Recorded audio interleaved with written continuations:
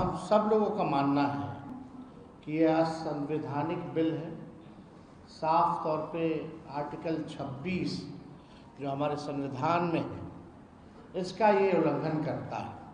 इस बिल में जो भी पार्टियां थी जो अपने आप को सेकुलर पार्टियां कहती हो या सेकुलर नेता कहते हो, उनका पर्दाफाश जो है हुआ है।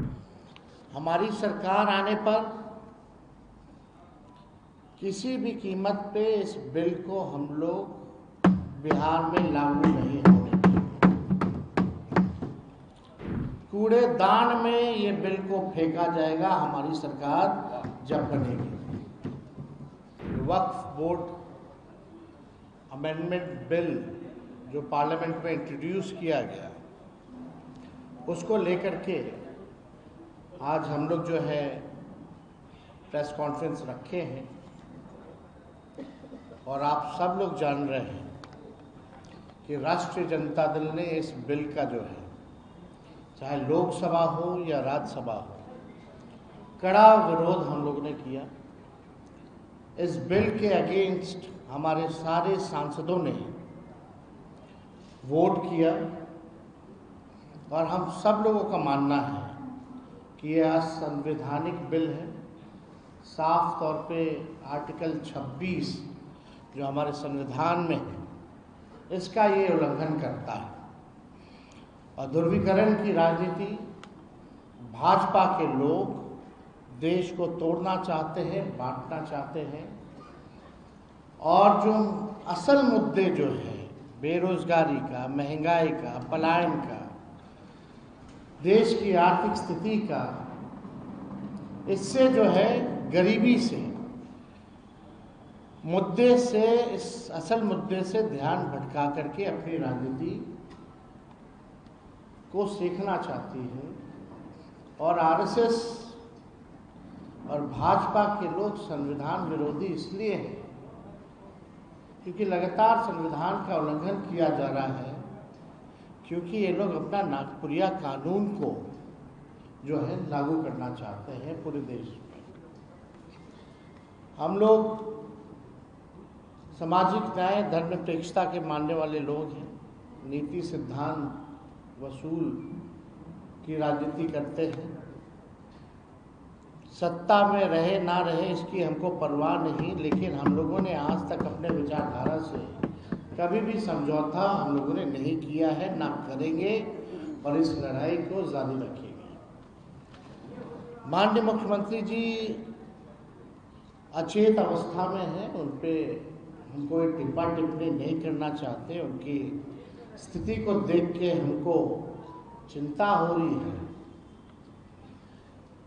लेकिन इस बिल में जो भी पार्टियां थी जो अपने आप को सेकुलर पार्टियां कहती हो या सेकुलर नेता कहते हो, उनका पर्दाफाश जो है हुआ है।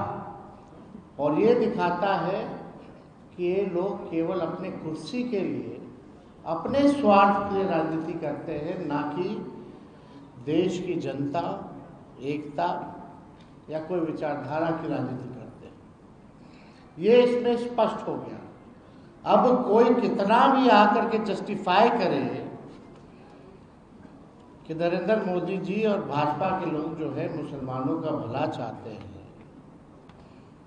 और ये बिल जो है उनके पक्ष में है, तो कोई जो है मानना का काम नहीं करेगा। ये सच्चाई है। तो हम आप सब लोगों को बताना चाहेंगे, सूचना देना चाहेंगे कि जिस प्रकार से आरक्षण की लड़ाई, पिछड़ों का, अति पिछड़ों का, दलित आदिवासियों का जो हम लोगों ने 65% बढ़ाया था, जो बीजेपी आकर के रुकवाने का काम की साजिश के तहत आज ये कोर्ट में है और हम लोग कोर्ट चले गए, यानी आरक्षण की लड़ाई के लिए हम लोग कोर्ट गए, सदन में भी आवाज़ उठाया, सड़क पर भी उठाया। ठीक उसी प्रकार से जो अन्याय जो हो रहा है हमारे मुसलमान भाइयों के साथ, इसको लेकर के राष्ट्रीय जनता दल जो है आज हम लोग कोर्ट गए हैं, सुप्रीम कोर्ट गए हैं इस बिल के खिलाफ। तो पहली सूचना ये है। अब आप बताइए, दिन रात जो लोग मुसलमानों को गाली देते हैं, खुलेआम टीवी पे गाली देते हैं, संसद में इनके सांसद मुस्लिम सांसदों को मुल्ला जिहादी बोलते हैं, इनके सांसद और केंद्र मंत्री गोली मारो सालों को नारा ऐसी नारों का जिक्र करते हैं, प्रधानमंत्री कहते हैं इन्हें कपड़ों से पहचानो, प्रधानमंत्री कहते हैं मंगलसूत्र छीन लेगा, इनके बिहार के बछौल कहते हैं कि इनको चुनाव का वोटिंग का अधिकार छीन लेना चाहिए, होली में बाहर मत निकलो। और ये लोग ढोंग कर रहे हैं मुसलमान भाइयों के हितैषी होने का। ये हम सब पूरी देश की न्यायप्रिय जनता ये जानती है कि असल मुद्दों में से ध्यान कैसे भटकाएं, इसलिए जो है ये बिल जो है लाया जा रहा है। हमारी सरकार आने पर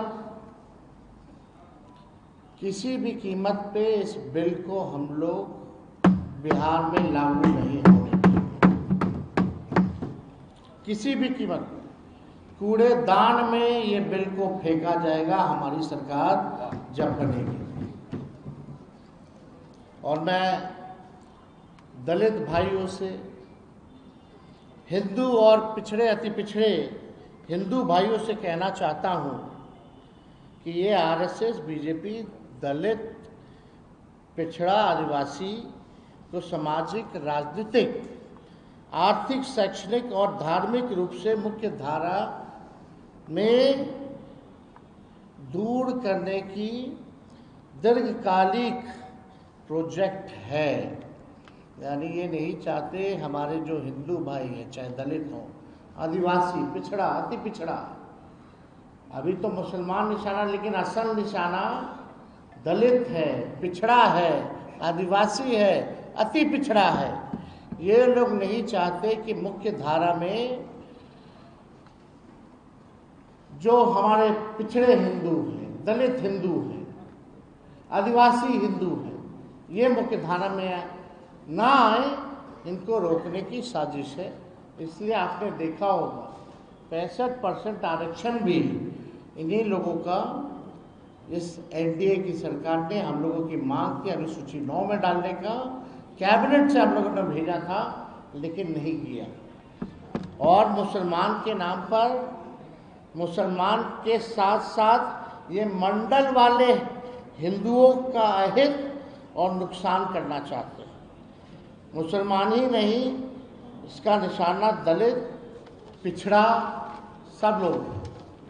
आप लोग लगातार देखिएगा, गरीबी सबसे ज़्यादा, बेरोजगारी सबसे ज़्यादा, पलायन, ये कौन? ये पिछड़ा है, दलित है। इनको आपने नौकरी के लिए क्या किया? मुख्य धारा में लाने के लिए आपने क्या किया? हमने विधानसभा में आंकड़ा दिया था, 0.5% का भी आधा अति पिछड़ा और दलित समाज का ना डॉक्टर है, ना इंजीनियर है। ये बिहार में ये स्थिति है। आप इनके लिए क्या योजना ला रहे हैं? इनको कौन आगे बढ़ाएगा? इनको कौन मुख्य धारा में लाएगा?